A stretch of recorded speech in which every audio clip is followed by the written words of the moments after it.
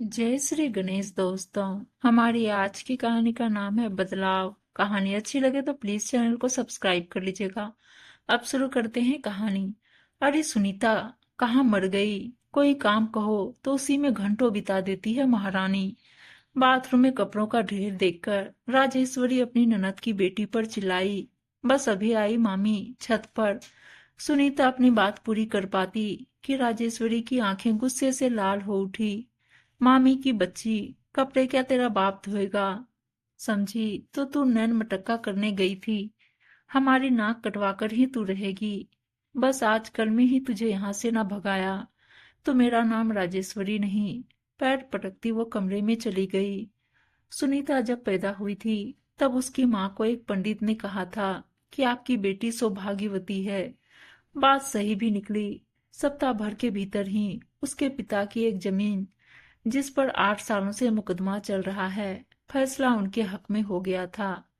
समय के साथ सुनीता बड़ी होती गई और एक एक करके सभी कक्षाओं की परीक्षा को पास करती हुई वो 10वीं कक्षा में पहुंच गई।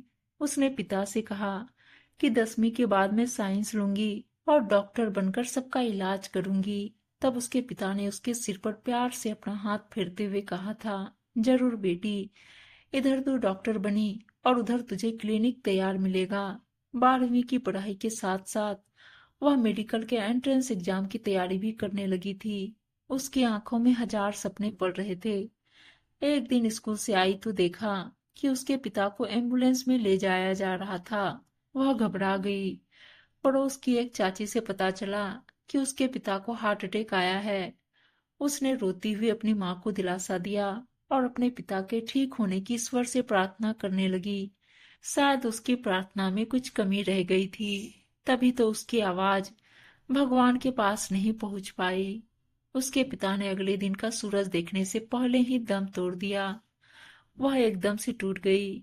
पिता के जाने के दुख के आंसू अभी थमे भी न थे कि सुनीता की माँ भी उसे भरी दुनिया में अकेली छोड़कर चली गई। आस पड़ोस और रिश्तेदारों से मनहूस, अभागी, कुलक्षणी शब्दों के ताने मारकर उसका कलेजा छलनी करने लगे। तब उसके राजेश मामा उसे अपने संग ले आए। माँ के साथ मामी की पहले से ही बनती नहीं थी। सुनीता को देखकर तो उनकी त्योरियां चढ़ गई। राजेश ने सोचा कि सुनीता की मासूमियत देखकर कुछ दिनों में पत्नी का हृदय में बदलाव हो जाएगा, लेकिन ऐसा कुछ नहीं। उसकी पत्नी ने सुनीता पर घर के काम के साथ साथ अपनी 2 बेटियों की जिम्मेदारी भी उसके कंधों पर डाल दी थी, जिसे उसने हंसकर स्वीकार कर लिया था। उसने 12वीं की परीक्षा पास की तो मामा ने कॉलेज में उसका दाखिला करा दिया। वह रोज तड़के 4 बजे उठती, घर का काम निपटाती और रसोई तैयार करके कॉलेज चली जाती थी। इतवार का दिन था तो उसने बालों में शैम्पू किए थे। उसे ही सुखाने वह थोड़ी देर के लिए छत पर गई थी कि मामी ने हंगामा खड़ा कर दिया। शाम को राजेश घर आए तो राजेश्वरी ने सुनीता की शादी की बात छेड़ दी। वो बोले कि अगले साल उसका ग्रेजुएशन कंप्लीट हो जाएगा तो, लेकिन उसने एक न सुनी। रोज एक न एक रिश्ता बताकर, लड़के की फोटो दिखाकर राजेश्वरी पति को सुनीता के विवाह के लिए बाध्य करने लगी। घर में कलह होने लगा। हार कर राजेश ने पत्नी की बात मान ली और सुनीता भी अपनी पढ़ाई अधूरी छोड़कर विवाह के लिए राजी हो गई। पत्नी के बताए रिश्तों में से राजेश ने अतुल नाम के एक लड़के को पसंद कर लिया। 2 भाई और एक विवाहित बहन का छोटा परिवार था। अतुल अपने बड़े भाई के साथ पिता के व्यवसाय में संलग्न था। आकर्षक व्यक्तित्व का अतुल जयमाला के लिए मंच की ओर जाने लगा तो उसकी चाल देखकर राजेश चकित रह गया। वह दाहिने पैर से थोड़ा लंगड़ाकर चल रहा था। अपनी भांजी के साथ राजेश इतना बड़ा अन्याय नहीं कर सकते थे। उन्होंने बारात को वापस भेजने के लिए कदम बढ़ाए ही थे कि सुनीता सामने आ गई। बोली, मामा, मेरे सिर पर माता पिता की मृत्यु का दोष तो है ही। बारात लौट गई तो मेरी छोटी बहनों के लिए भी एक समस्या खड़ी हो जाएगी। मैं मामी को और दुख देना नहीं चाहती। विवाह हो जाने दीजिए, शायद यही मेरा भाग्य हो। कहकर वो विवाह वेदी पर बैठ गई। ससुराल में सुनीता की सास स्नेहलता जी ने खुले दिल से उसका स्वागत किया, लेकिन जेठानी ने उसे लंगड़े की पत्नी का संबोधन दे दिया। एक दो दिन में ही उसने समझ लिया कि जेठानी ने सास को किनारे करके कमांड अपने हाथों में ले लिया है। उसे पिता की कही बात याद आ गई, बेटी, परिस्थिति अपने अनुकूल ना हो तो बैठकर उस पर आंसू बहाना मूर्खता है। उस स्थिति को अपने अनुकूल बनाने का प्रयास करो और परिणाम ईश्वर पर छोड़ दो। फिर तो सुनीता ने भी कमर कस ली। सबसे पहले उसने अतुल से कहा कि आपका पैर ठीक होने के बाद ही हम अपना वैवाहिक जीवन शुरू करेंगे। उसने डॉक्टर से अपॉइंटमेंट लेकर अतुल के पैर का इलाज शुरू कर दिया। उसे समय पर दवा देने और दाहिने पैर की थेरेपी करवाने में वह तनिक भी लापरवाही नहीं करती थी। फिर सास से बोली कि ससुर जी नहीं रहे तो अब आप ही इस घर की मुखिया हैं। जेठानी से भी उसने कहा कि मैं माँ जी के आदेशों का पालन करूंगी। अच्छा होगा कि आप भी। घर के हालात बदलने लगे। काम करने वाले अब जेठानी जगह स्नेहलता जी की आज्ञा का पालन करने लगे।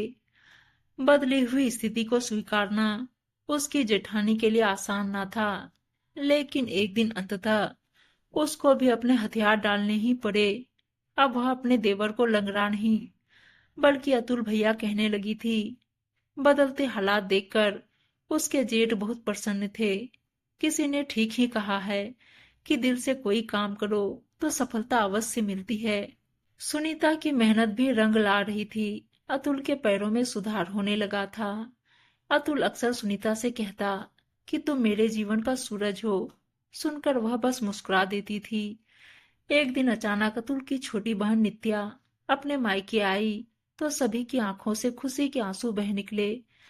दरअसल अतुल के विवाह में जब नित्या आई थी तब उसकी बड़ी भाभी ने कुछ ऐसा कह दिया जिसे सुनकर उसे बहुत तकलीफ हुई थी। तब वह अपनी छोटी भाभी से मिले बिना ही वापस चली गई थी और फिर मायके नहीं आई।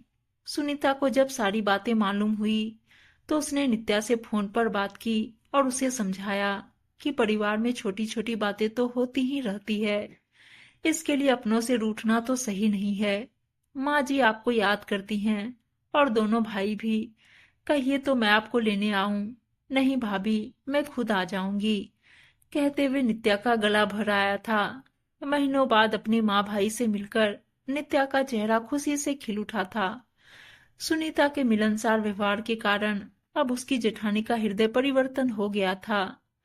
जेठानी ने नित्या से मिलकर अपने सारे गिले शिकवे दूर कर लिए। बीच बीच में राजेश अपनी भांजी से मिलने आते और उसे आशीर्वाद देकर चले जाते थे। इसी तरह से 1 साल 5 महीने गुजर गए।